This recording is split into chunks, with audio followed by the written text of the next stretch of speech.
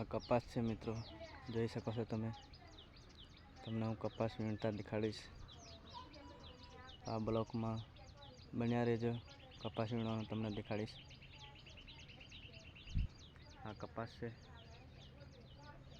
આવી રીતે એને વીણવાનું છે દોસ્તો.